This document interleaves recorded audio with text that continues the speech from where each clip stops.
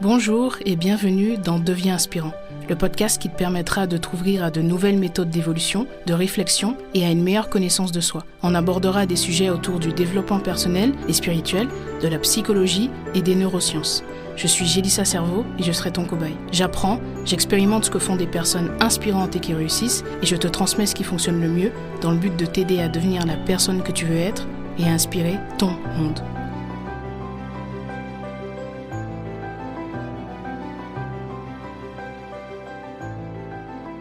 Bonjour Caroline.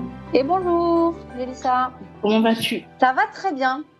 Ça va très très bien, merci. On dit toujours ça va bien et puis des fois on vit des périodes difficiles. Là, j'avoue que pour moi, c'est une bonne période, remplie d'envie, comme je dis, les graines. J'ai envie de planter plein de graines. Ok, super. Déjà, merci d'avoir accepté l'invitation. Ça me fait plaisir de te recevoir parce que bon, on se connaît un petit peu et j'ai déjà pu, on va en parler, mais faire un soin avec toi.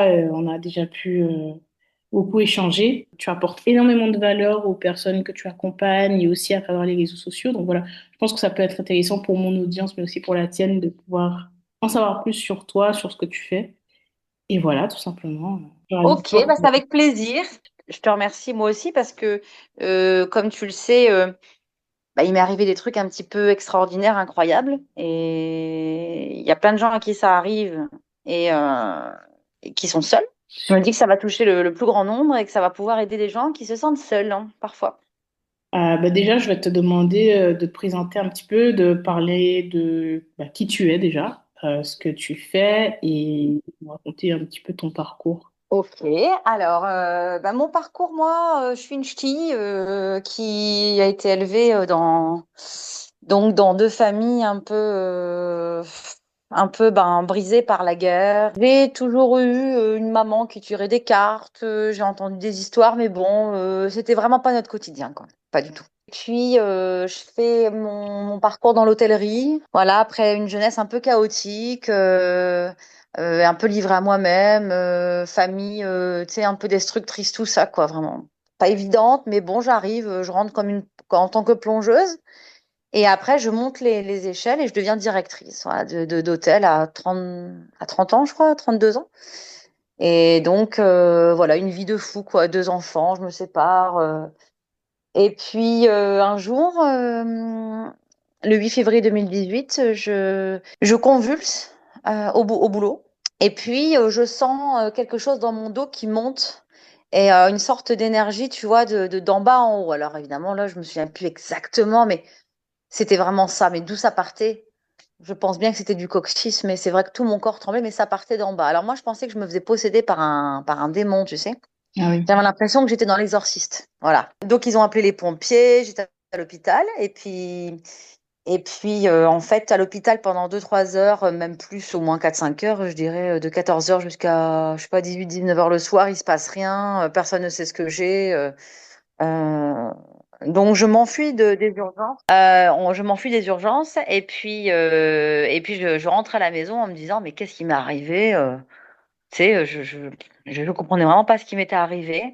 Et là, à ce moment-là, dans mon salon, je commence à entendre des voix qui me disent que ça y est, je suis parmi eux, que je peux entendre, je peux comprendre, je peux enfin réaliser ma mission.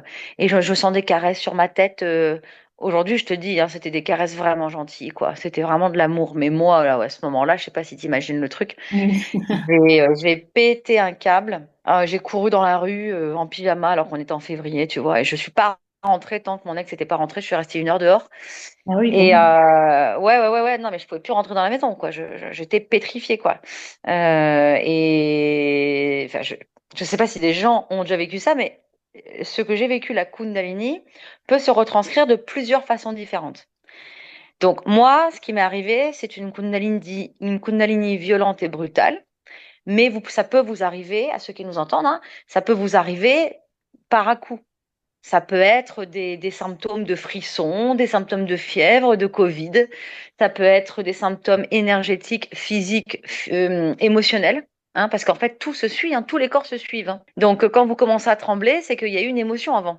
Quand on a mal au ventre parce qu'on a le trac, on a d'abord l'émotion qui est arrivée avant et c'est le corps qui prend tout. Donc les symptômes sont vraiment différents selon les gens, mais c'est vrai que si je devais donner quelques symptômes toujours classiques, c'est, je dirais, la paralysie, la parésie, la tête qui tourne, les frissons, la convulsion et surtout ces fameux frissons qui montent. Ok. Ça, c'est vraiment pour les plus grosses montées de Kundalini. Donc voilà, tu as compris, j'ai dit ça. Donc le 8 février, j'ai fait une montée de Kundalini. Tous mes chakras se sont ouverts. Donc ça ouvre, tu sais, c'est le caducée. Je ne sais pas si tu connais le symbole de la pharmacie. C'est le caducée en Oui. grec, en Grèce. Hein. C'est les deux serpents qui montent comme ça. Eh bien, ça, c'est le symbole de l'énergie, de la montée vibratoire, comme la clé d'encre en Égypte.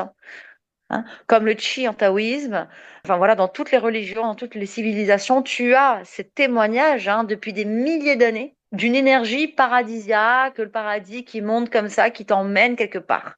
Sauf que nous, sur la Terre, ça fait des centaines d'années qu'on n'utilise plus du tout notre amour, qu'on est plutôt dans la guerre et dans la destruction. Donc voilà, mais ça revient de plus en plus. Bref, donc j'ai vécu 3 mois d'enfer où je voyais, j'entendais tout. J'ai vu des anges, j'ai vu des diables, j'ai vu des démons, j'ai vu des extraterrestres, Ah oui. j'ai vu des lézards qui se transformaient. Quand je marchais dans la rue, les gens se transformaient en lézards. Évidemment, j'étais censée finir en HP, hôpital psychiatrique. Et puis au dernier moment où je prends cette putain d'ordonnance, pardon pour la vulgarité, mais cette ordonnance de Xanax qui m'aurait endormie pour toujours, je me suis fait sauver in extremis par quelqu'un qui me connaissait pas et qui m'a contacté sur Internet en me disant, écoute, j'ai un message pour toi. Je la connaissais pas, cette femme. T'as Ouais. vécu ça, ça, ça, ça, ça, ça, et puis je vais t'aider. Donc je me suis rendu compte que c'était pas des attaques, mais que c'était de l'aide, que quand tu montes ton énergie vibratoire, que tu montes très fort, tu attires les belles choses comme tu attires les mauvaises choses. Tu es une cible. Donc c'est pour ça que je donne beaucoup d'ateliers de formation sur la protection psychologique, énergétique, physique et spirituelle.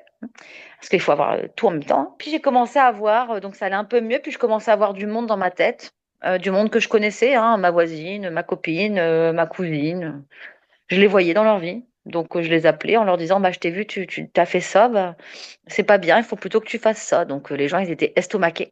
Tu vois, que je voyais ce qui se passait, mais j'étais pas à côté d'eux, quoi. D'accord. Et donc, ils ont commencé à venir à la maison pour me demander de l'aide. Ah, c'était des fois des trucs tout cons, tu vois. Et du coup, bah, ça a fait le tour de la ville et bah, dans mon jardin, je commençais à recevoir du monde. Et j'ai aidé les gens, quoi. Mais je ne savais pas comment faire. Je ne savais pas ce que je faisais, en fait. Ok.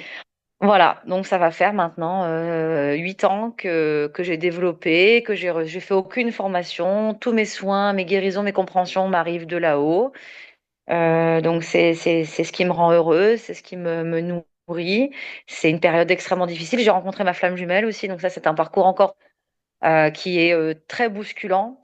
D'expérience, je sais que ceux qui vivent des choses très difficiles, comme la Kundalini, comme des décès, comme des maladies, tout ça, bon voilà, ce sont des personnes qui ont quelque chose à faire.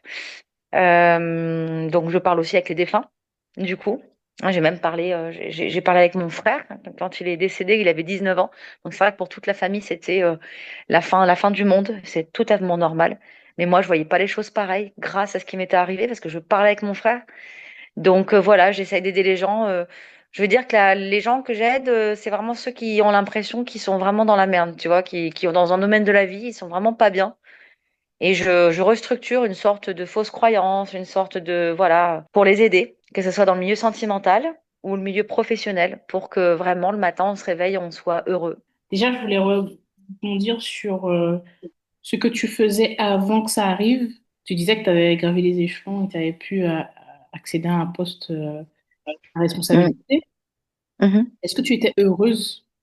Est-ce que tu avais le sentiment que tu avais atteint une certaine sérénité ou pas du tout? Tu étais dans la souffrance ou voilà. Est-ce que tu peux nous dire un peu ton état d'esprit à ce Bah oui, j'étais une enfant abandonnique. Donc j'ai toujours fumé, bu, pris de la drogue et tout ça, tu vois. moment? Quand je me suis mis avec le père de mes enfants, évidemment, enfin non, c'est pas évident, il y en a pas qui arrêtent. Moi, j'ai tout arrêté à ce moment-là. Et il m'a colmaté les fissures de toutes mes blessures. Il m'a donné une famille. Il avait des parents, tout simplement. Moi, je sais, ça paraît con, mais moi, j'en avais pas eu. Donc, il avait des parents et j'avais donc des parents, du coup, et j'ai fait des enfants. Donc ça m'a colmaté mes problèmes, si tu veux. Ça m'a pas arrangé mes problèmes. Donc, je veux pas nier les moments que j'ai passés avec lui et en famille, hein. Mais par contre, j'étais malade, hein. J'étais malade. J'avais jamais fait de psychothérapie. Je me souviens une fois, j'avais pris des médicaments. Suite à une dispute, j'avais avalé toute une boîte de médicaments. J'étais dans une souffrance très forte, mais je m'en rendais pas compte. Par contre, ce qui est sûr, c'est que dans cette enfance difficile, j'ai toujours eu une mère qui rentrait quand même à 2 heures ou 3 heures du matin. Et malgré ses absences et malgré qu'elle s'était pas jamais occupée de moi, quand elle venait à 2 heures du matin, elle me disait toujours, ma chérie, tu vas aller loin. Donc, elle m'a, elle m'a pris mes deux premiers chakras, tu vois, mais le numéro 3, là où il y a la vue, la confiance en soi, hein, le plexus solaire, elle me l'a activé, ma mère. Donc, faut pas toujours râler sur les parents. Il y a des parents qui sont, bah, on fait ce qu'on peut, hein. Mais nos parents nous donnent aussi des choses. Et c'est pour ça que quand je rentre en tant que plongeuse, je termine directrice. Je vois toujours là où je veux aller, je réussis toujours ce que je fais, tu vois. Par contre, je suis instable. J'étais instable.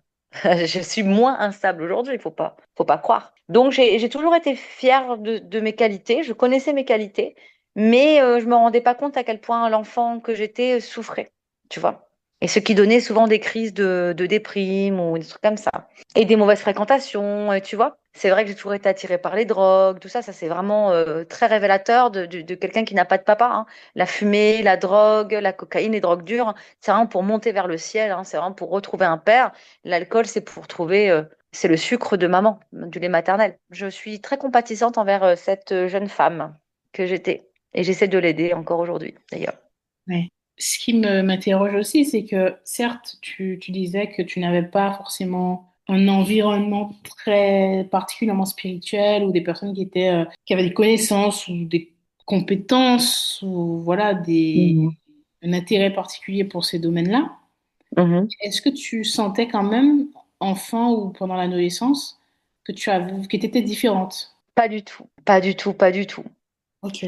Une fois, ça m'est arrivé de me réveiller. Il y a eu un loup bleu qui a marché dans ma chambre. Un vrai loup bleu. Donc évidemment, je suis restée avec ce cauchemar, entre guillemets, malgré que le loup était très doux avec moi, mais j'ai pété un câble. Ça me fait penser en 2018 quand j'ai entendu les trucs. Et en fait, je me souviens, j'ai pris mon oreiller, j'ai tapé dedans pour qu'il disparaisse, ce loup. Aujourd'hui, je sais que le loup bleu, je sais ce qu'il représente. Ça m'est arrivé. Après, il faut aussi savoir, et ça, je ne l'ai su que plus tard, c'est que quand j'avais 6 mois, mon grand-père s'est fait assassiner et mes parents ont fait du spiritisme pendant 2 ans, tous les soirs. Au bout de quelques mois, la maison était hantée d'une manière comme dans les films d'horreur, hein. Les meubles qui tombaient par terre, les chaises qui bougeaient tout seuls, le feu qui s'allumait, la baignoire qui coulait, gratter aux portes, le grenier, des cris la nuit, de fantômes et tout ça. Et moi, j'ai grandi là-dedans. J'ai grandi là-dedans. Et ça, je ne l'ai appris que plus tard. Voilà la seule, entre guillemets, expérience. Et ça s'est terminé par une explosion, hein. La maison a explosé. Ah oui.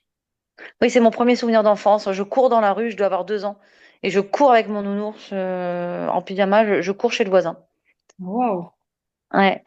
Donc, ils avaient vraiment envie de parler avec ce grand-père. Et ce grand-père est venu me voir une fois pour me dire qu'il était là pour moi et Aurore. Donc, moi, j'ai 3 sœurs, donc moi et Aurore. Bon, les deux autres, non. C'est normal, hein, c'est les fréquences, hein. Les humains et les morts, on a tous des fréquences. C'est pour ça qu'on voit souvent une grand-mère et pas le grand-père. On l'adore, mais le grand-père, on le voit jamais dans nos rêves. On voit que la grand-mère. C'est une question de fréquence, hein. On n'a pas tous le même niveau de fréquence.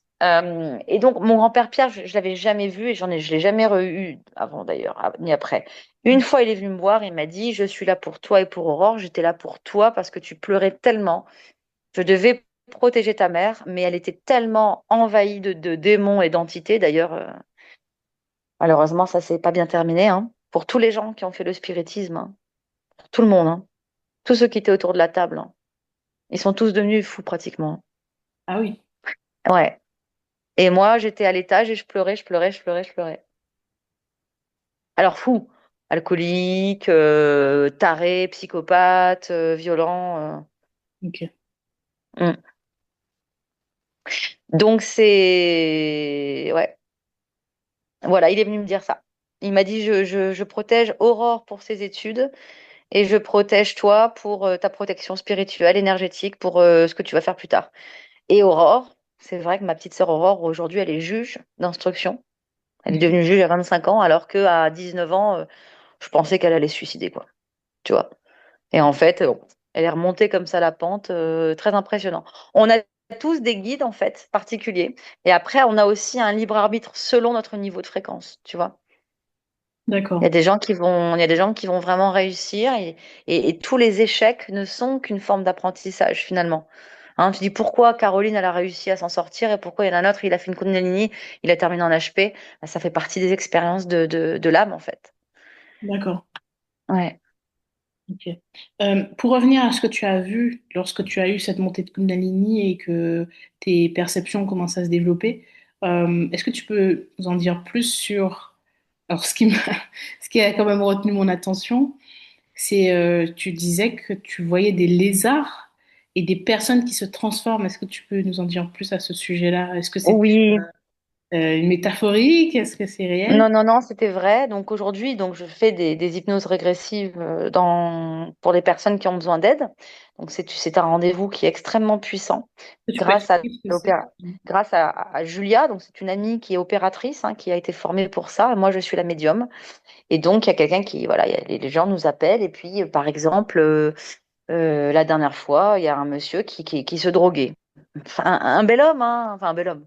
J'ai pas de jugement, mais tu sais, le gars de 30 ans qui est en bonne santé, qui a tout pour réussir, tu sais, et il Ouais. était sous coke, quoi. Cocaïne, cocaïne, cocaïne. Moi, je sais ce que c'est, la cocaïne, puisque quand j'étais jeune, j'en prenais un.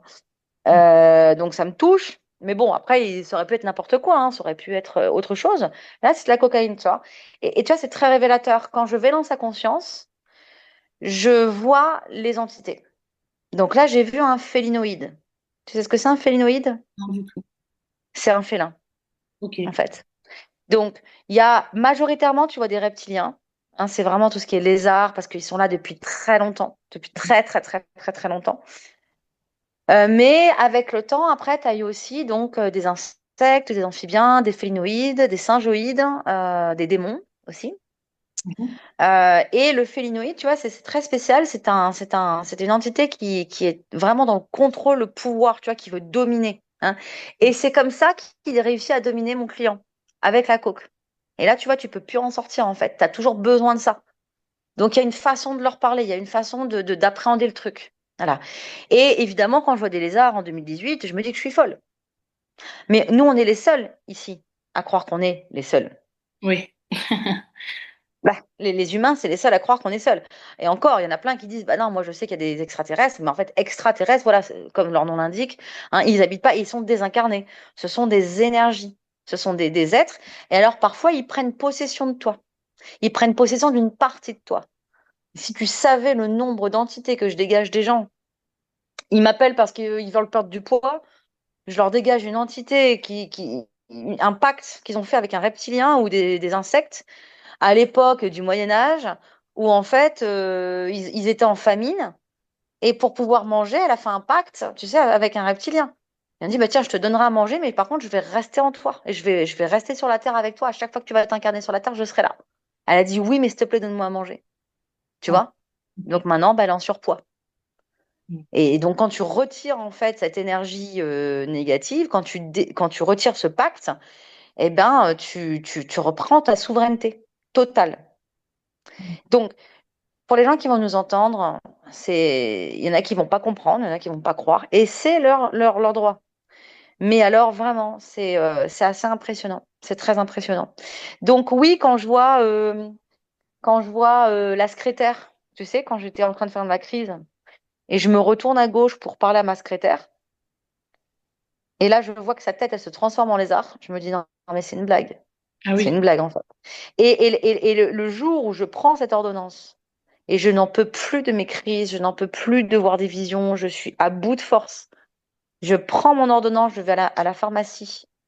Et le pharmacien prend mon ordonnance et là, il se transforme en lézard et il grandit, il mesure 2 mètres. Et là, je hurle et je lance en fait l'ordonnance à la tête du truc et je me barre. Et quelques heures plus tard, j'avais le message de cette femme. Donc, j'ai toujours pensé que le lézard, il m'avait sauvé la vie, tu vois. On est tous dans une grande famille. Tu as une famille, toi, j'ai dit ça. Après, tu as une famille d'âme, tu as une famille biologique. Après, on habite en France. La France est en Europe. On fait tous partie d'une famille. Il y a des gentils, il y a des méchants. Voilà. Tout ce qu'on vit, nous, sur la Terre, c'est pareil de l'autre côté. Exactement pareil. Ok.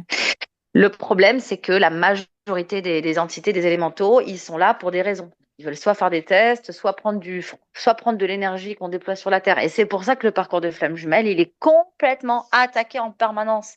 Parce que l'énergie d'amour qu'on déploie pour cette personne, l'énergie de conviction, tu vois, de tout faire pour, c'est une énergie qui se semi-matérialise. Et que c'est vraiment une nourriture pour eux, tu vois. Donc, il y a des parties de toi qui peuvent être pompées justement par un reptilien. Et D'accord. quand je me connecte aux consciences, des fois, je parle, enfin, même tout le temps même d'ailleurs, et je rentre dans la partie, et je suis le reptilien, et donc je parle comme lui. D'accord. Et Tu vois? quand tu dis que tu vois ce lézard, cette personne qui se transforme, en fait, ça signifie quoi? Ça signifie que c'était Eh ben, des... c'est une partie de lui que je vois. Je vois Ah, une fréquence à lui. Voilà, une fréquence à lui. d'accord, ok. Alors, par contre, quand je regarde toujours les pupilles et le sang, parce que le sang des lézards, il n'est pas la même couleur que nous. Quand je vois du sang bleu, je sais que c'est vraiment, tu vois, vraiment un reptilien. Quand je vois du sang rouge, je sais que c'est vraiment la personne. C'est vraiment la personne. Par contre, elle a été possédée, elle a été pompée. Elle est juste pompée, en fait. Tu vois, moi, j'en avais un dans la main gauche. Julia, elle m'a fait une fois, elle m'a fait le soin, parce qu'on se le fait l'une à l'autre, hein. Elle m'a dit, putain, t'as un truc à la main gauche. J'ai dit, ah bon et tout. Donc, alors, je pars, je comprends quand est-ce que je me suis chopé le truc, parce que quand tu te chopes une merde, il faut savoir que t'es d'accord. Ça paraît bizarre, mais t'as donné l'autorisation à un moment donné. Ok. Et donc, je vais parler à ma conscience. Je lui dis que maintenant, elle a plus besoin d'avoir ce reptilien dans la main, qu'en fait, elle est vachement libre, que je n'ai pas à avoir honte, je n'ai pas à mettre ma main dans mes poches. Enfin, tu vois, tout ce que tu peux imaginer comme ça, tu vois. Et Mhm. là, je me libère en toute conscience, hein, de ce reptilien, donc il dégage. Et là, je me rends compte, mais c'est véridique, hein. Je me dis, mais attends, ça fait combien de temps que j'ai pas fait de soins énergétiques? En fait, je faisais que des consultations, qui sont super, hein, mes consultations, hein. Mais je ne faisais plus de soins. Donc, j'ai redéployé les soins à distance. Ok, En fait, il me pompait tellement mon énergie que du coup, je faisais plus de soins, tu vois. d'accord. Alors, je continue à vivre, hein, avec le bonheur et tout ça, mais j'avais plus ma main gauche, quoi. Ouais. Mais est-ce que aujourd'hui, tu as vraiment la capacité de pouvoir te scanner toi-même, de pouvoir constater lorsque ça arrive? J'ai entendu une énergéticienne justement qui expliquait que quand une entité voulait essayer de prendre possession ou en tout cas d'entrer en elle, elle arrivait justement à le repousser. Est-ce que toi, c'est ton cas ou est-ce que tu as besoin de quelqu'un d'extérieur pour t'aider à ce niveau-là? Alors, ça dépend. Là, tu vois, quand j'ai fait un atelier protection, hein, justement, pour parler de tout ça. Donc, il n'y a pas que les lézards, hein, il y a aussi les personnes qui sont vivantes, hein, qui peuvent t'embêter, hein. Donc, dans l'atelier protection, je raconte tout ça, justement, il n'y a pas que les lézards. Et en fait, bah, la nuit d'avant, j'ai été inondée. euh, j'ai une fenêtre qui s'est ouverte. J'ai pas dormi de la nuit. Bref, ça me fait rire, hein, bien sûr, parce que je dois faire un atelier pour justement expliquer aux gens qu'il faut qu'ils arrêtent de se faire embêter. Donc, bah, tu vois, je vois qu'il y a pas mal de gens quand même qui veulent pas que je fasse atelier, quoi. Pas mal d'énergie. Mais bon, je lâche rien. Et puis, j'essaye je me dis, tiens, je vais faire une petite sieste. Et puis, quand je m'endors, dans ma tête, j'en vois deux, des lézards. Évidemment, en quelques instants, je vois qu'ils rigolent. En quelques instants, je ne laisse absolument pas faire. Je reprends ma souveraineté immédiatement en un coup comme ça. C'est ça, hein, la conviction, la souveraineté mentale. En fait, c'est du mental, hein, c'est une protection mentale. Et là, je me dis, putain, je suis en train de m'allonger là. Et puis, il y en a deux qui viennent d'arriver. Ça me plaît pas, tu vois. Donc, à ce moment-là, je sais quoi faire. Par contre, tous ceux qui sont venus pendant que je dormais ou avant que je devienne énergéticienne, eh ben ceux-là, je peux me tromper. Et je ne conseille pas de le faire soi-même. Je vais t'expliquer pourquoi. Ok. Celui qui fait ça, il est très fort. Mais honnêtement, pour moi, c'est pas possible. Parce que à partir du moment où tu te fais envahir par une énergie qui ne t'appartient pas, c'est un viol énergétique, ça veut dire qu'il y a une faille. Cette faille, par définition, c'est une blessure, une fuite. Par exemple, le manque d'argent, tu vois. Tu as l'impression que tu seras jamais riche, un truc comme ça. Et là, tu es en train d'ouvrir une entreprise, T'as peur, hop, tu te fais choper. Donc, t'as une sorte de fuite énergétique, tu te fais choper. La personne qui va se scanner, est-ce que tu penses que c'est facile pour elle de voir ces blessures profondes? C'est pas facile. C'est pour ça qu'on dit tous, ah, faites-vous accompagner. C'est pas parce qu'on est énergéticien médium qu'on va échapper à la règle. Moi, je suis toujours subjuguée, étonnée, quand je fais une séance avec mon hypnothérapeute ou quand je fais une séance avec une énergéticienne que j'aime bien, tu vois. Et j'adore, je me laisse aller, quoi. Vraiment, je suis plus dans le lâcher-prise. Ok, Parce que guérir ses blessures, ça fait mal. C'est nécessaire, mais ça fait mal. Donc, je conseille pas de le faire seul. Voilà. d'accord. Mais en fait, moi, je pense que c'est sans doute la même chose pour les psys ou ce genre de choses. Un psy, il a besoin d'un psy aussi. Un thérapeute a besoin d'un Oui. thérapeute et un coach a besoin d'un coach parce qu'il y a des choses qu'on ne peut pas voir. Et puis, il y a un moment où, même si on travaille dur sur soi-même, on se heurte à un mur, à une limite parce qu'on ne peut pas aller au-delà d'une certaine profondeur, un certain degré de profondeur et avoir quelqu'un d'extérieur qui n'est pas émotionnellement impliqué et qui est aussi, bien sûr, a des compétences. Je pense que ça change tout aussi. Ouais, Je dis souvent aux gens exactement. ouais, je dis Ouais, et souvent qu'on n'arrête puis, jamais de travailler sur soi et qu'on a besoin de ça. Et moi, aujourd'hui, par exemple, je fais du coaching et je dis bien aux personnes que c'est pas parce que on fait du coaching qu'on a tout fini, on a fini de tout apprendre et qu'on n'a plus besoin d'aide. On n'a plus besoin d'aide, pardon. Et pour ma part, je me fais toujours aider quand j'en ai besoin et je comprends bien enfin, à quel point c'est nécessaire. Donc, mhm, mhm. aujourd'hui, ouais, c'est vraiment nécessaire de toujours d'avoir quelqu'un d'extérieur. Oui, Pour, oui, tout à fait. pour revenir à ce fameux message que tu as reçu de cette dame, alors, comment ça se passe pour toi à ce moment-là quand tu vois ce message? Est-ce que tu dis, est-ce que tu lui poses des questions déjà à cette dame? Est-ce que tu lui dis d'où elle vient? Enfin, est-ce que t'as peur? Est-ce que tu as de l'appréhension? Qu'est-ce qui se passe pour toi à ce moment-là?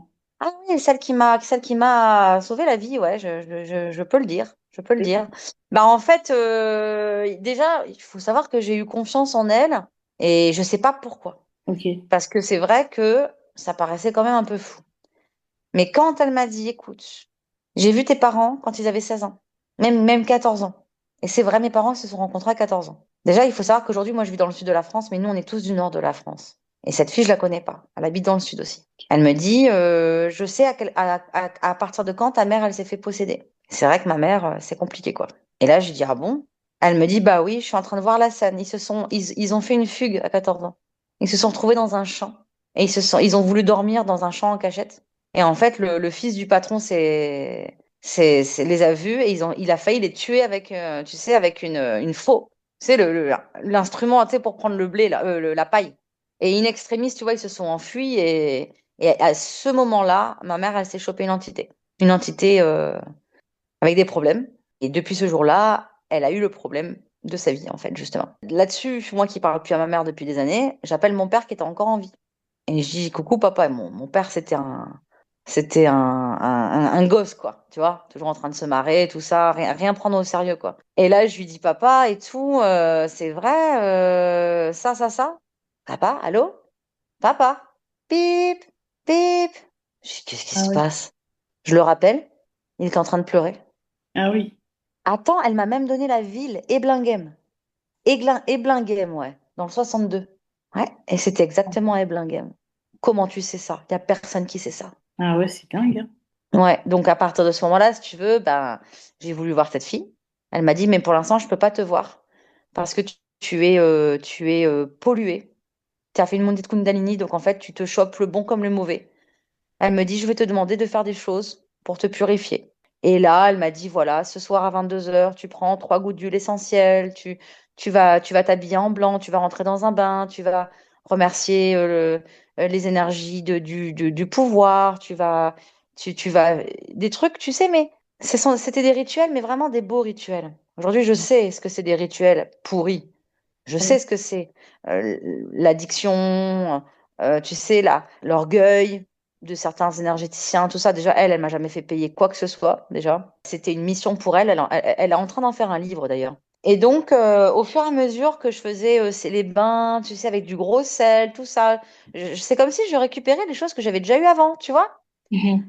Parce qu'avant, on n'avait pas d'ordinateur, on n'avait pas de téléphone. Avant, on utilisait le hibou, le loup, le gros sel, le trèfle à quatre feuilles pour faire des tisanes. Avant, on utilisait ça depuis des centaines d'années, hein. Et donc là, c'est comme si je me remettais normal. Et puis après, donc du coup, ça commençait à passer mes visions d'horreur. Un jour, elle me dit, bah c'est bon, on peut se voir. Et je me souviens, j'étais la voir début juin. Donc j'ai eu ma crise de Kundalini en février. Et je l'ai vue début juin, tu vois. Ok. Fin juin, je sais plus. Et là, elle m'a dit, donc, bah, elle m'a donné ma mission de vie. Ah oui. C'est drôle. Alors, elle m'a dit que j'étais hypnothérapeute et maître soufique. Alors, hypnothérapeute, elle avait raison, parce que c'est ce que je fais tous les jours. Mais quand elle me dit ça, à l'intérieur, je me dis oui, bien sûr. Et maître soufique, je ne sais pas si tu sais ce que c'est, Ah non, du mais tout. le soufisme, c'est la méditation musulmane. C'est la méditation musulmane. En fait, tu tournes, tu tournes, tu tournes, tu tournes avec des grandes robes. Et tu tournes pendant des heures. Et à force de tourner, en fait, bah, youhou, tu t'envoles. Donc là, j'ai 42 ans et si tu veux, je pense pas, et comme je t'ai dit pour l'hypnose, je pense pas que je ferai du soufisme un jour. Mais bon, voilà. Ok. Comment est-ce que le fait d'avoir développé tes capacités et d'être ouverte au monde spirituel a changé ta vision de la vie, du monde dans lequel on vit? En bien, enfin moi je crois que c'est pour ça que j'ai du succès et que je perdure. C'est parce qu'en fait, je vois la vie du bon côté. C'est très positive. Ah pardon, j'avais bougé mon téléphone. Oui, je te disais que je voyais les choses en mieux. Ok. J'ai toujours été très positive de toute façon, ça c'est vrai. Mais tu vois, quand tu perds ton frère à 19 ans d'une maladie rare et que, en fait, tu te dis, putain, mais c'est super, il est heureux, et toi, en fait, tu souris à l'enterrement. En fait, Hmm. tout le monde pleure, tu vois. Donc, ouais, dans ce sens, ça m'a changé ma vie, en bien, quand Ok. même. Ma vision de la vie, c'était ça ta question. Mhm. Mais quand même, c'est dur, quoi. C'est dur, parce que je sais vraiment que ceux qui vivent des difficultés dans la vie, c'est vraiment parce qu'ils sont capables de les vivre. Et tu as toujours deux solutions. Soit tu le vois comme un problème et un échec, soit tu le vois comme une force et un apprentissage. À toi de décider. Pour toi, on a vraiment un grand pouvoir créateur en nous. Ah bah oui, chaque seconde, on crée chaque seconde. On va créer l'événement qui va se produire. C'est aussi ma perception au fil des années. J'ai petit à petit compris, ou en tout cas je pense avoir compris, qu'on est créateur de notre réalité et que la façon dont on va, enfin les croyances qu'on a finalement se manifestent dans notre quotidien. Parce que même au niveau neuroscientifique, c'est prouvé aussi qu'on veut toujours regarder du côté de nos croyances. Donc en fait, on veut se prouver qu'on a raison de penser ce qu'on pense. Donc, on va manifester des choses, vivre des expériences qui vont permettre Mhm. de valider ce qu'on croit. Donc, forcément, si je crois des choses assez négatives par rapport à moi, par rapport aux gens, aux relations, etc., ben, je vais aussi me diriger vers ces choses-là. Et donc, je comprends aussi que la mentalité, la manière dont on pense, les paroles qu'on prononce, les croyances qu'on a ont un impact considérable sur ce qu'on va vivre au quotidien. Et quand j'ai compris ça, ça a changé beaucoup de choses pour moi parce que il y a deux solutions. Soit on se dit, ah mince, du coup, ça fait trop de responsabilités, c'est beaucoup trop et je me sens seule. Soit on se dit, ok, super, ça veut dire que j'ai un champ des possibles qui est énorme. Je peux tout créer finalement. Tout dépend de l'état d'esprit dans lequel on est, mais Mhm. donc c'est plutôt une bonne chose. Ouais. Hum. Aujourd'hui, comment est-ce que tu distingues une véritable perception à peut-être ton ego prendre la place? Par exemple, dans une situation personnelle, parce que souvent c'est là où l'ego prend le plus de place. Mhm. Alors moi, c'est plutôt l'inverse. J'avais plutôt tendance à me dévaloriser. Par exemple, j'ai plein de copines qui font comme moi, que j'aide tout le temps. Bah, comme toi et moi, par exemple. Tu vois? Mhm. C'est vrai, hein, on est tout le temps à se demander, tiens, tu veux de l'aide, tu veux un coup de main, tu vois? Ah, c'est bien, tes vidéos, elles sont bien et tout. Voilà, il n'y a pas d'ego spirituel. Il n'y a pas d'ego par rapport à ça. Parce que dans le milieu, franchement, faut y aller, hein. Oui. Franchement, là, il y en a un là qui est en train de nous tous nous insulter. Pascal Montagna, Caroline et Julien, Paul Carelli, il s'appelle Léo Ouais. sur TikTok. C'est horrible. Il nous insulte officiellement comme ça, hein. Ah oui. Il se moque de nous comme ça, il arrête pas de se foutre de notre gueule, il prend nos vidéos, tu vois, il en discute comme ça, mais c'est vraiment chaud, hein. Dans le milieu, franchement, c'est difficile, hein. Tu vois, Mhm. c'est aussi pareil, dans n'importe quel milieu. Tu vois, les agents immobiliers, c'est un milieu de requins, par exemple. Tu vois, pour avoir une commission, tu vends ta mère, quoi. Tu vois. Ouais. Donc, moi, Et puis, déjà, je crois que c'est ça que tu peux reconnaître une personne humble, c'est qu'on n'a pas de jalousie. La jalousie, la vengeance, c'est vraiment deux sentiments qui sont waouh. Alors, moi, la vengeance, je peux l'avoir, par contre. Tu vois. mhm, Tu vois, je suis tellement cool que le moment où je peux avoir de la vengeance, est-ce que c'est de l'ego, je sais pas. Et puis aujourd'hui, c'est pas pareil, c'est pas vraiment de l'ego ou des messages comme tu dis. Ouais, je comprends ta question. C'est quand j'ai une information, je sais parce que je sais que je suis toute puissante pour moi-même, hein, pas pour les autres, mais pour moi-même. Et c'est ce que j'apprends aux gens à être. Et je me fais confiance. Je ne souhaite recevoir que les meilleurs messages pour moi, mes descendants et les gens que je vais aider, la personne que je vais appeler à 11 heures. mhm. Les messages que je ne peux pas recevoir ou qui ne sont pas pour son plus grand bien-être et le bien-être du monde, je ne veux même pas les recevoir. Et des fois, j'ai des messages complètement dingues. Tu sais, hier soir, la fille, je la connais pas. Et je vois un bébé en marinière blanche, tu sais, avec le fameux bavoir, là, comme ça. Oui. Et elle est dans un monde un peu, tu sais, genre Alice au Pays des Merveilles, quoi. Oui, avec tu sais, beaucoup de lumière. On dirait qu'elle a un peu au paradis. Je me dis, ouais, c'est un bébé qui est mort, peut-être, tu vois. Donc, je dis, oh là là, super la vision, quoi. Alors, allô, bonjour. Ouais. Je dis, bah écoute, là, j'ai une vision et tout. T'as une marinière blanche. Mais c'est bizarre le contexte, quoi. Mais je le dis quand même, parce que je sais qu'il y a une raison.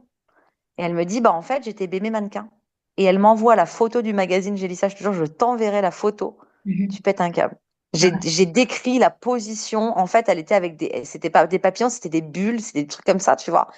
Et en fait, c'était juste les photographes, tu sais, qui flashaient, qui flashaient. C'est pour ça que je pensais que c'était le paradis. Voilà. Et des fois, une fois, j'étais persuadée qu'en fait, elle avait été violée quand elle était petite, la dame. Et donc, tu vois, je me fais confiance. Je lui dis, écoute, il y a quelqu'un qui a pris les mains, il y a quelqu'un, c'est un bébé, on a pris les mains, ça crie et tout. En fait, c'était elle, et c'est sa mère qui lui a dit, mais elle ne le savait pas. C'est elle, au retour de maternité de son petit frère, le petit frère, il a 2 jours, hein. Elle le prend par les pieds et elle le balance au-dessus de l'escalier, s'il te plaît. Tu vois? ah oui.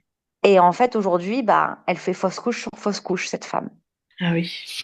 Et j'ai demandé l'origine. Et donc, je vois un bébé qui est attrapé. Et je pensais que c'était une agression sexuelle, tu vois. Donc, je me suis un peu trompée. Mais j'étais jusqu'au bout de mon idée. Ça a duré 1 heure. Et au bout d'1 heure, on n'avait toujours pas trouvé. Ok. Donc, je lui dis, écoute, appelle ta mère. Voilà. Et c'est comme ça qu'on l'a su. Ok. Ah, c'est dingue, ça. Donc, Les gens, ils voilà. prennent Donc, pas. maintenant, je me fais toujours confiance. Même si c'est un truc bizarre, je le dis. Ok. Ok. Est-ce que tu penses que tout le monde possède des capacités extrasensorielles ou un type d'intuition? Alors, bah, on a tous des capacités. Après, il faut savoir laquelle. Parce que tu en as qui vont mieux entendre.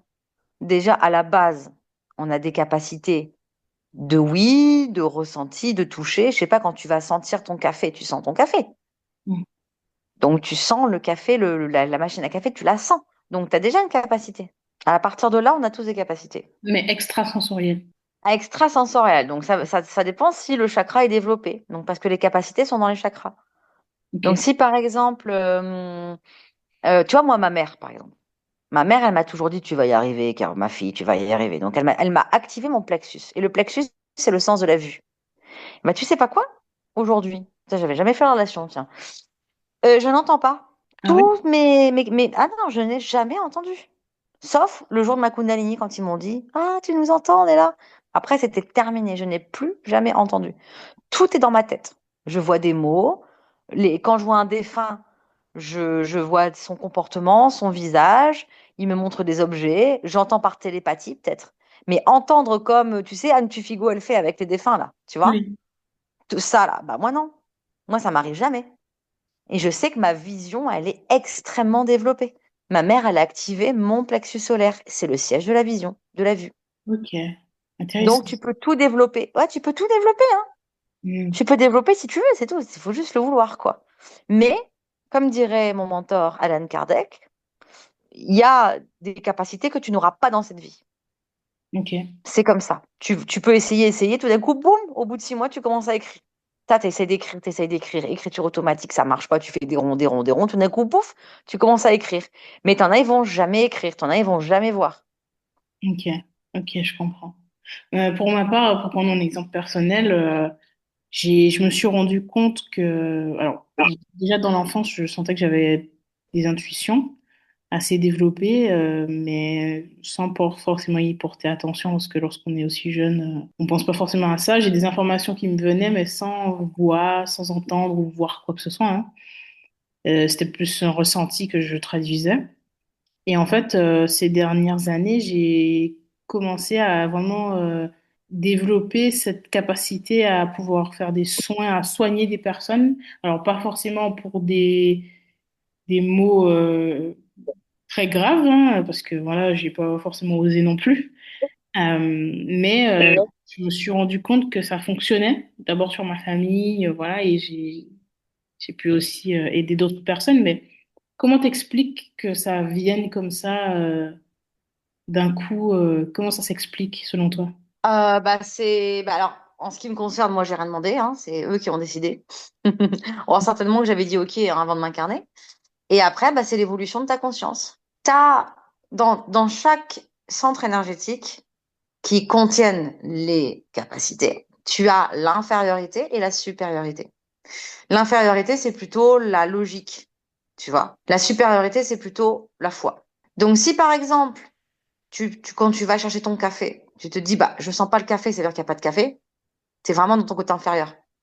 Si par exemple, quand tu fermes tes yeux, tu veux imaginer que tu sens les fleurs parce que tu es un petit peu triste en ce moment et que tu penses à ta grand-mère et tu ressens son parfum, tu commences à te programmer que tu peux sentir les fleurs alors qu'il n'y a pas de fleurs dans ta pièce, tu vois? C'est une question de fréquence, une question d'élévation. En fait, tu vas grimper les échelles au fur et à mesure. Il y a aussi autre chose qui compte, c'est l'amour. Si tu as eu une relation amoureuse, alors là, ça, c'est comme ça que ça se passe.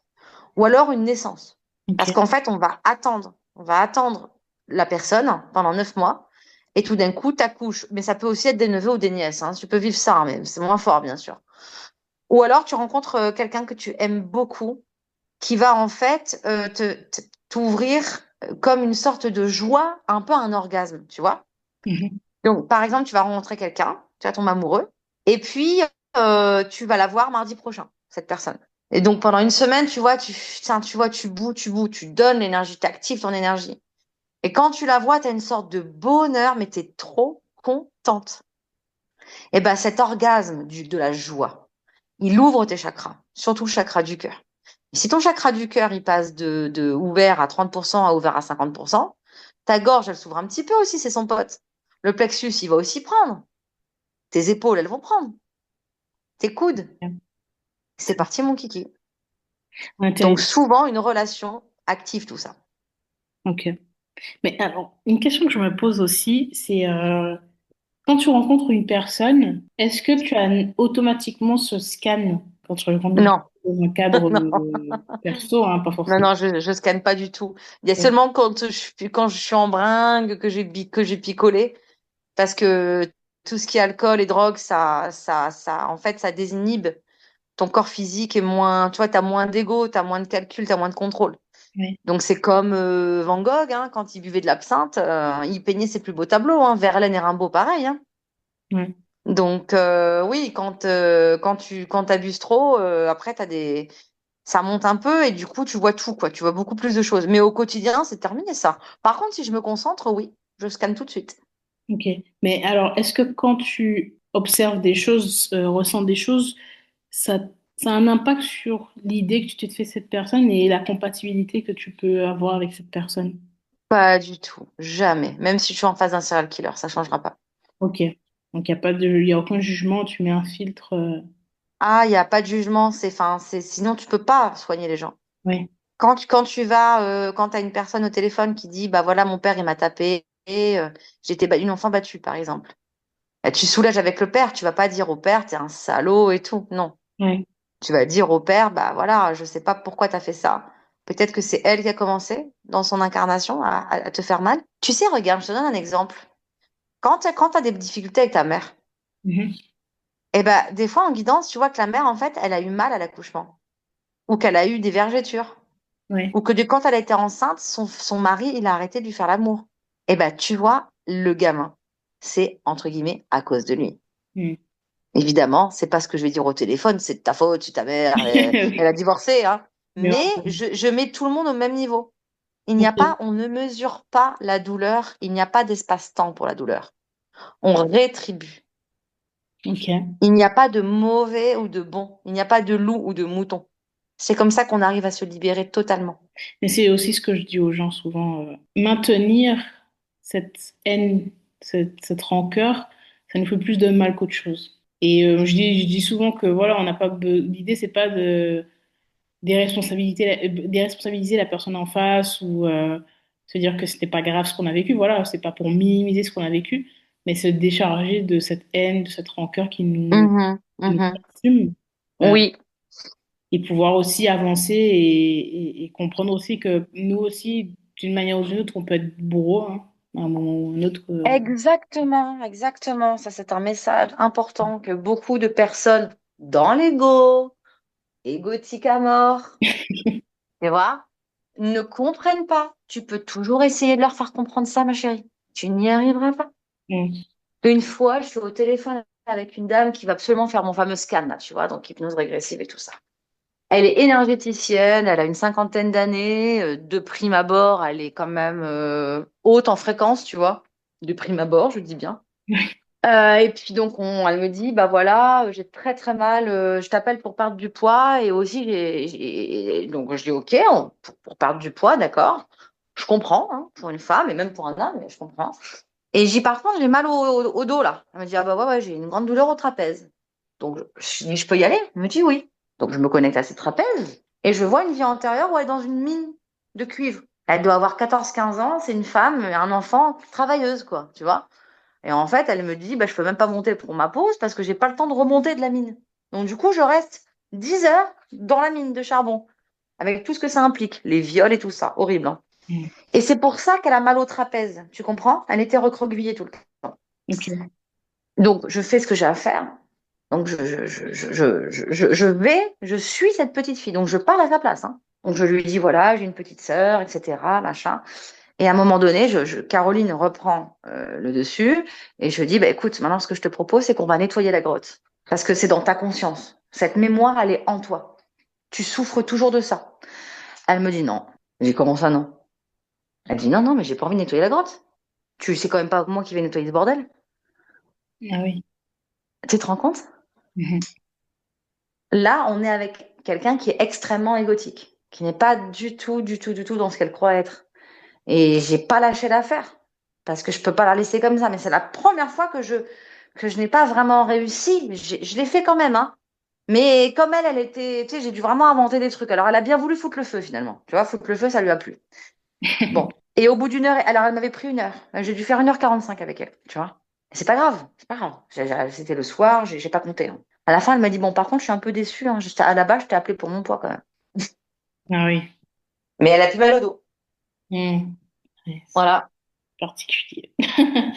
Ce sont des choses qui arrivent dans le métier, comme on dit. Exactement. Voilà, Ouais. c'est vraiment pas évident. Mm. C'est ça qui est difficile dans ce métier, que tu sois le soignant ou que tu sois le client. Il faut que tu comprennes que tout ça, c'est très subtil. Tu n'as pas forcément des réponses. En plus, la vraie guidance, il n'y a pas de bonne réponse. Parce que la vraie guidance, que, on veut que tu te débrouilles par toi-même. Ouais. On ne peut pas le faire à ta place, quoi. Tu vois, sinon, ce serait complètement ridicule. Oui, bien Ça sûr. ne t'avancerait absolument à rien. J'ai envie de te poser une question un peu particulière, parce que je me dis que ça peut peut-être permettre aux personnes de comprendre un petit peu, permettre d'illustrer un peu ce que tu fais. On Mhm. va essayer de prendre mon exemple parce que au moins moi je suis consentante. Qu'est-ce que tu pourrais nous dire sur une information que peut-être que tu m'as pas encore donnée, qui pourrait illustrer un Oui. petit peu tout ce qu'on dit depuis le début? Par exemple, Sur toi, oui, si je me sur connecte moi. à toi, Oui, voilà. si je me connecte à toi, alors attends, parce que je t'ai vu dans tes... Oui, je t'ai vu en vidéo il n'y a pas longtemps, grâce à tes posts. Alors, je te regarde, hein. Alors là, tout de suite, tu vois, là, je vois un truc sur ta tête. Tu sais, dans les dessins animés, quand la personne, elle est soit en colère, soit elle est fatiguée, on voit des petits ronds au-dessus de la tête comme du brouillard, comme si Ouais. j'avais dessiné avec un crayon. Et je vois en fait que tu as ça sur ta tête, mais tu le sais pas. Il y a un brouillard sur ta tête. Ok. Voilà. Alors, je sais pas si c'est, tu vois, c'est ça qui est compliqué, hein. Faut parler, parler, parler, hein. Donc, brouillard, fatigue. J'ai vraiment, je vois une BD. Comment ça se fait? Parce que tu vois, ça, c'est un détail très important.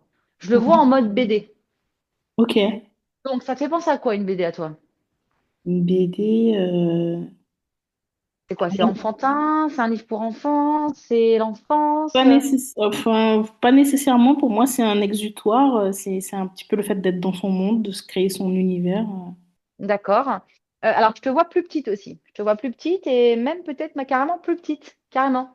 Je te Ok. vois plus petite. J'ai l'impression que comme si tu repartais en enfance. Ça, c'est un truc, il y a un truc comme ça. Ah oui, c'est Et oui, marrant. tu me fais rire. Tu fais une petite moue comme ça. Et... Donc là, il y a un côté enfantin. Voilà. Donc là, carrément, si on était en consultation, je te dirais, bah, est-ce que tu veux quitter, tu veux quitter le nid? Je sais pas. Est-ce que tu as envie de... Est-ce qu'il n'y a pas quelque chose qui te... Comment te dire? Bon, c'est pas grave hein, ce que je vois, hein. Il y a des fois, c'est gore, hein. Oui, Là, de toute vraiment, façon, c'est j'aurais mignon. pas gardé. Ben non, non, non, on est quand même, il y a du monde qui nous entend. Donc, Oui, bien sûr. donc voilà, c'est fait exprès aussi, c'est très bien, tu vois. Donc voilà, donc là, je te dis, il y a une image enfantine qui est autour de ta tête, qui n'est pas forcément néfaste, mais qui te complaît, je dirais, tu sais, dans un côté enfant. Ok. Il y a une partie de toi, il y a une partie de toi, voilà, il y a une partie de toi qui est un peu embrouillée, tu vois, les trucs comme ça, c'est un peu embrouillé. Et donc, il faudrait que je me connecte à ce truc-là, tu vois. Si je me connecte à ce truc-là, je vois tes yeux écarquillés, hein, je vois comme si tu apprenais des nouvelles. Est-ce qu'en ce moment, tu es en train de faire des recherches sur toi ou tu es en train de faire des recherches sur les choses ou Alors oui, un peu comme beaucoup, si tu... parce qu'en fait, pour tout te dire, ce à quoi ça m'a fait penser quand tu as commencé à m'expliquer, c'est que bon, je vais pas dire ce que c'est, mais j'ai un projet qui est assez important pour moi, que je voulais faire depuis Ouais. longtemps, et je suis à, on va dire, la dernière ligne droite. Ça me tient vraiment très, très à cœur, et donc pour ce projet-là, j'ai dû faire pas mal de recherches, etc. Et là, je suis dans une Ah, phase où je vais devoir faire appel à des personnes qui vont me donner des réponses positives ou négatives. Et voilà, c'est assez important pour moi. C'est le d'accord, projet de d'accord. l'année, on va dire. Ouais, alors moi, tu vois, je suis en train de voir, ça, c'est un projet, certainement un projet de cœur ou un projet de vie, tu vois. Parce que je te vois comme si tu étais au cinéma ou comme si tu étais... il y a beaucoup, beaucoup d'informations. C'est peut-être pour ça qu'il y a beaucoup de ronds autour de ta tête, tu vois. Ouais, ok. Et donc, c'est la découverte, mais voilà, il y a un côté enfantin aussi. Donc, je te vois plus petite, je te vois les yeux écarquillés comme ça, en pleine découverte. Voilà, en pleine découverte. Ok, super, c'est intéressant. C'est intéressant, je vais réfléchir un petit peu à tout ça, mais ouais, En c'est... tout cas, ce brouillard, il faut le retirer, ma chérie. D'accord. Je prends note pour ça. Voilà. Donc tu Euh, peux, tu peux le faire toute seule. Si t'as, bah, sinon tu m'appelles, hein. Mais rien de grave. Ça fait partie des petits implants comme ça qu'on se fout autour de nous, qui sont pas graves du tout, mais qui nous embrouillent. Tu vois ce que je veux dire? Voilà, qui nous embrouillent. je comprends. Mais tu vois, ça fait sens pour ceux qui nous écoutent. Ça fait sens pour moi, en tout cas, parce que actuellement, je suis dans beaucoup de réflexions. Bon, de manière générale, je vais être honnête, hein, je suis quelqu'un qui réfléchit beaucoup et qui stresse beaucoup, Ouais. voilà, qui a un peu d'anxiété. Mais étant donné que j'ai beaucoup d'exigences envers moi-même et voilà, des objectifs importants à atteindre, ça me prend beaucoup d'énergie mentale. Donc, ça fait sens pour moi, ce que tu dis, surtout actuellement. D'accord. Je, D'accord. Ah bah, très bien. Très voilà, bien. Donc là, si tu prends conscience de ça, grâce à une tierce personne, enfin, en sachant que tu n'es pas bête, Mhm. que tout ce que tu viens de dire, tu le sais déjà, sauf que moi, je te le mets en lumière. Donc, je te montre en face quelque chose. Et Mhm. toi, tu fais, ah ouais, ok. Ah ok, je comprends. Ouais, ouais, ouais. Bon, maintenant, l'implant que tu t'es foutu autour de toi, tu le retires. En toute conscience. Je ne suis pas embrouillée. Je ne suis pas fatiguée. Je suis on my way. Sur mon chemin. Tu vois? Ok. Tu vois, ça, c'est typiquement quelque chose qui peut aider les personnes qui nous écoutent parce que bah, déjà prendre conscience, une fois qu'on a conscience, il y a des choses qu'on peut effectivement faire soi-même ou alors se faire accompagner, se faire aider. Il y a Bah, des choses... là, c'est mignon. Là, je sais très bien pourquoi j'ai. Oui, oui, se faire accompagner ou le faire soi-même. Mais là, c'est mignon. Là, on est sur un podcast, c'est des gens qui vont nous entendre. Je vais quand même pas raconter des trucs trop personnels. Oui, bien sûr. Mais au moment où, tu vois, il y a des trucs qui sont un peu plus gore quand même, oui, ça c'est sûr que tu as besoin Ah oui, oui, oui, d'avoir bien notre sûr. C'est pour accompagné. ça que je disais, en Mm. fait, parfois, il y a des petites choses du quotidien qui sont, on va dire, assez anodines ou en tout cas légères, que, voilà, qu'on peut travailler nous-mêmes, même au niveau mental, au-delà de ce qu'on voit au niveau énergétique. Même au niveau mental, voilà, il y a des petites choses qu'on peut faire soi-même. Et c'est bien d'avoir un thérapeute, c'est bien d'avoir quelqu'un qui nous aide. Oui, Je le dirai jamais assez. Mais par contre, il faut pas non plus être tributaire des autres ou tous les jours, on envoie des messages, tous les jours, on appelle des médiums ou des thérapeutes. Voilà, faut faire ah, le c'est travail de notre côté sûr. parce que ce ne sont pas des magiciens. Si nous, on ne fait rien de notre côté, je pense pas que, voilà, faut pas s'asseoir sur le Exactement. canapé et s'attendre que les choses tombent du ciel, en fait. Oh, ouais, ça, c'est pas possible. Une consultation avec moi, ça n'arrivera pas. Mm. C'est vous qui faites tout. Pour ça, je te dis, tu peux le retirer, mais en toute conscience. Moi, je parle, et boum, ça part tout d'un coup. Tu Mm. vois? Mais c'est Mais intéressant. on rend pas les gens dépendants, hein, on les rend libres. Justement, c'est en lien avec ma prochaine question. Est-ce qu'il y a un type de personne ou un type de cas, on va dire plutôt, que tu refuses d'accompagner? J'ai déjà refusé une femme qui était très mal polie. Ok. Et encore qu'aujourd'hui, tu vois, je la prendrais. Mais il y a des limites à tout. Voilà. Après, là, tu vois, bah, pas plus tard qu'aujourd'hui, hein, quelqu'un qui me prend des rendez-vous depuis des années, mais ça ne va pas, ça ne fonctionne pas. Je lui ai demandé de consulter quelqu'un d'autre, hein, notamment un psy. Euh, Après, oui, j'ai déjà eu des gens qui avaient fait des choses graves et je les ai pas abandonnés, Ok. mais j'en parlerai pas. Hmm. Non, bien Mm. sûr. Ok. Après, j'ai déjà eu une sœur qui m'a appelée en me disant, oui, qu'est-ce que vous avez fait à ma sœur? Ah Elle est oui. complètement folle. Bah ouais, mais moi, je trouve pas qu'elle est folle en fait. Parce que j'ai vécu exactement comme elle et je ne suis pas folle. Hmm. Par contre, si t'es pas entouré, bah Ouais, voilà. c'est compliqué. Mm, mm. Ok. Ouais. Est-ce que tu peux nous en dire plus sur tes accompagnements? Parce que je sais que tu es médium, mais tu es aussi thérapeute énergétique, comme on l'a dit. Mais tu fais aussi des formations. Est-ce que tu peux nous en dire plus sur comment est-ce que tu accompagnes les gens? Ouais, c'est génial. C'est pour tout le monde. C'est pas que pour ceux qui veulent en faire un métier. Mhm. Ça s'appelle Vers la guérison de mon âme. D'ailleurs, au mois de juin, il y a une semaine à Fréjus, chez moi, toute la semaine. Alors bon, le temps de faire le trajet, tout ça, c'est du mardi au dimanche, on va dire. Vers mon âme de guérisseur, il y a 5 journées. Donc c'est pour tout le monde, ceux qui veulent en faire leur métier, ceux qui juste ils veulent apprendre ce que c'est qu'il y a une énergie, qui parlent avec les morts ou qui ont des ressentis. Voilà, c'est vraiment pour tout le monde. Et donc ça, c'est les formations. Après, celui qui veut juste faire 2 heures, bah, il fait que 2 heures, hein. Pas de problème. C'est OK pour moi. Et puis, bah, mes rendez-vous, faut envoyer une photo parce que je me Super. connecte un peu à la photo. Et puis, bah, c'est parti. Après, évidemment, s'il y a un thème spécial, bah, moi, je veux bien le savoir à l'avance, mais des fois, il y a des gens qui ne disent rien du tout. Ok. Et donc, ma formation, donc ça, c'est pour tout, un problème physique, émotionnel et consultation. Il y a aussi des accompagnements. Tu peux prendre 3 heures, 5 heures, 8 heures. Et dans la formation, le module 1, c'est la protection énergétique et spirituelle. Le numéro 2, c'est nettoyage énergétique de lieux, médiumnité, magnétisme. Numéro 3, c'est tout ce qui est transgénérationnel, psychogénéalogie, ADN, ancêtres et tout. C'est génial. Numéro 4, c'est le karma, la thérapie karmique. Comment aller chercher ce truc-là, tu vois, cette mémoire ancienne, et puis aller le trouver, et puis aller le soulager. Ok. Et numéro 5, c'est spécialisé pour les parcours en lien d'âme, donc tout ce qui est amour, flamme jumelle, âme sœur. Voilà, ceux qui veulent en faire un peu un accompagnement de vie aussi. Parce qu'il y en a beaucoup de gens qui aident les couples, hein. Donc ça, c'est spécial. Avec la thérapie systémique, bien sûr. Je me suis formée à ça l'année dernière, à la thérapie systémique, pour pouvoir vivre avec une autre personne qu'on aime et qu'on n'arrive plus à vivre avec elle, mais qu'on l'aime. Mais on a Ok. envie de la claquer. Ok. Voilà. Ok. Bah, c'est assez complet. Au final, tu traites plusieurs types de problématiques, Oui, plusieurs profils. Tout le monde peut un petit peu se retrouver là-dedans. Donc, on peut oui, commencer par une séance avec toi générale.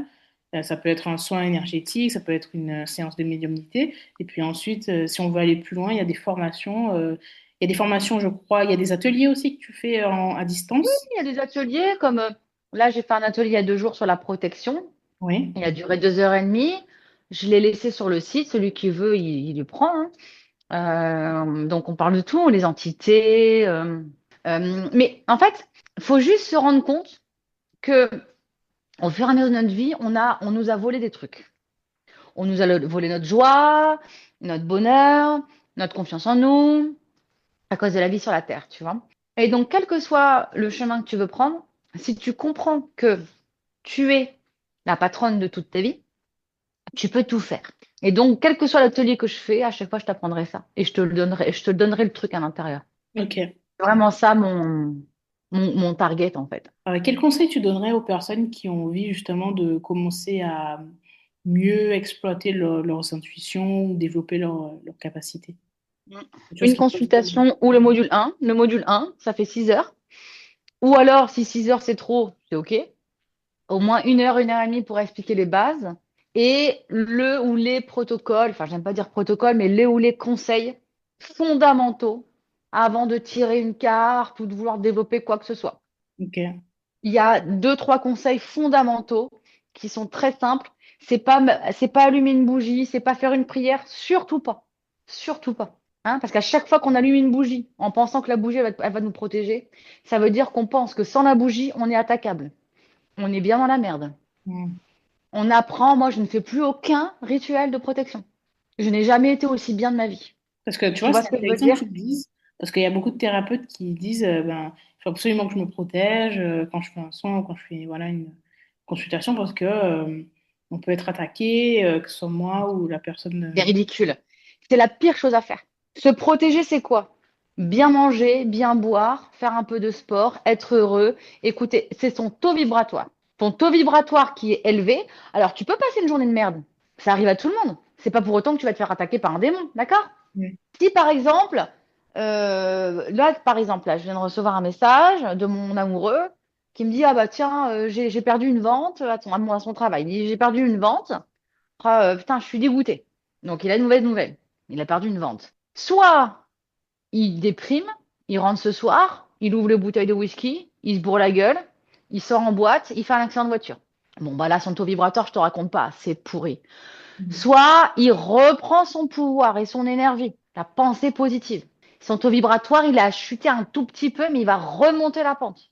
Il va faire quelque chose dans sa journée qui va lui remonter le moral. Une pensée positive, voir ses gosses ce soir, faire un sport, bouffer au restaurant, je sais pas. Il va faire quelque chose pour se remonter, tu vois. Donc, le taux vibratoire, c'est une de tes barrières. Après, tu as la protection physique. Tu vas faire du vélo, tu mets un casque. Tu es allergique au pollen, tu mets un masque. Faut pas être con non plus, quoi, à un moment donné, hein. Aujourd'hui, on a de la chance, on a des traitements, on a des machins, tout ça, ça c'est physique. Mais il faut quand même savoir que les maladies sont une conséquence, et non pas une cause, hein, c'est une conséquence. Physique, énergétique, je viens de le dire, et spirituel, c'est ta conviction. Je te dis, tu vois la bulle de lumière autour de toi, j'ai dit ça? Mhm. Tu vois toute ta lumière que tu as autour de toi? Toute la beauté autour de toi? Tout ton masculin sacré qui construit quelque chose autour de toi, tu le vois? Mhm. Ah, donc tu as tout gagné. Tu vois?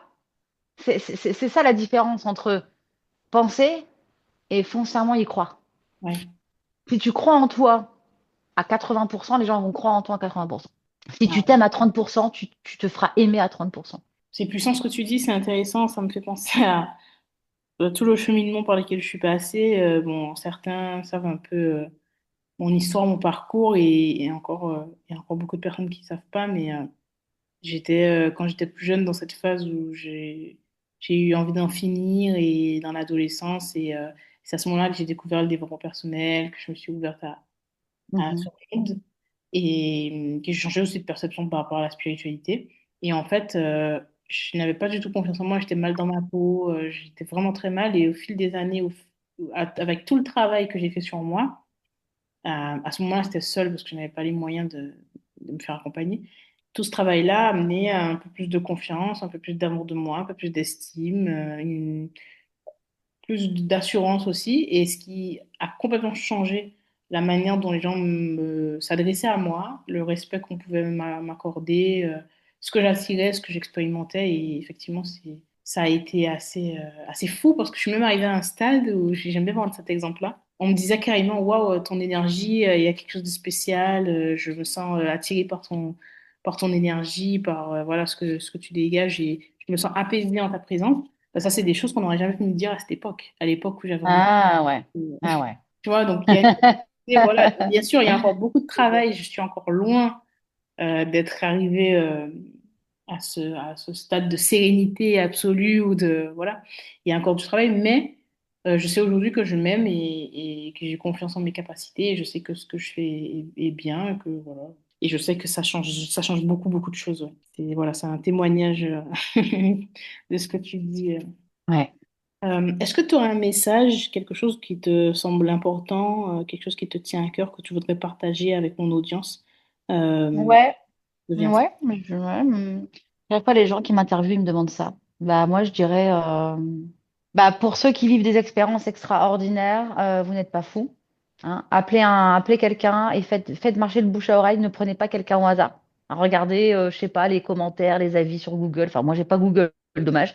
Mais bon, voilà. Allez vers quelqu'un qui a la même fréquence que vous, qui est, voilà, qui est confiante, bienveillante. Hein. Ne tombez pas dans la dépendance.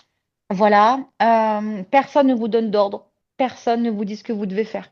Ça n'existe pas dans les bons médiums, dans les bonnes guidances, les bons énergéticiens. Et personne ne vous fait peur, surtout. Genre, alors mon copain, il est comment? Oh là là, c'est un salaud, faut le quitter. Ça, c'est impossible. On dit jamais ça, même si c'est Hmm. vrai. Tu vois? Et puis, si vous vivez une période difficile, ne prenez pas ça comme un échec, mais plutôt comme une expérience. Je sais que c'est dur, mais c'est la vérité. Voilà. Ok, super. Beau message. Mm.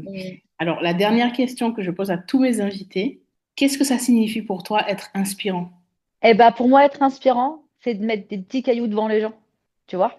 Ah, tiens, je te vois, tu lèves les yeux vers le ciel. Ah bon? Bah oui, t'aimes bien les étoiles? Pas forcément. Bah, je sais pas. Tu t'aimes bien voir ton horoscope? Ah ouais, j'adore.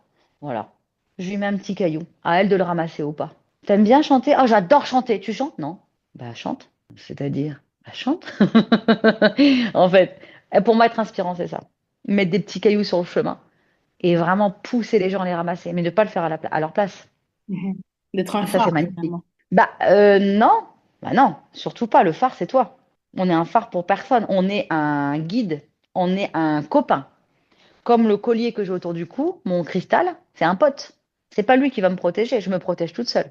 Oui, mais dans le sens où tu mets la lumière sur quelque chose et après la personne, elle fait le travail. Voilà, voilà. Mais regarde, t'as des petits cailloux sur ton chemin. Mhm. À toi de les ramasser. Et si tu ramasses ce petit caillou, je sais pas, acheter un livre sur l'astrologie, par exemple, je dis au hasard, on te mettra un autre caillou devant toi. Parce que c'est pas forcément astrologue que tu veux faire. Mais c'est juste le caillou, le chemin, la marche. Moi, tu vois, j'ai passé tous mes degrés de Reiki parce que je savais pas quoi faire. J'ai jamais fait de Reiki de ma vie. Mhm. Mais c'était mon chemin, c'était mon caillou à ramasser. Puis j'en ai ramassé plein. Ok, super. Bah, écoute, Ok? la définition est très intéressante. Je pose toujours cette question-là et voilà, il y a toujours une réponse différente, donc c'est intéressant. Euh, D'accord. Merci beaucoup, Caroline, pour ce moment et d'avoir pris le temps de faire ce podcast, d'avoir Bah, répondu merci à toi, hein, de proposer ça à tout le monde aussi.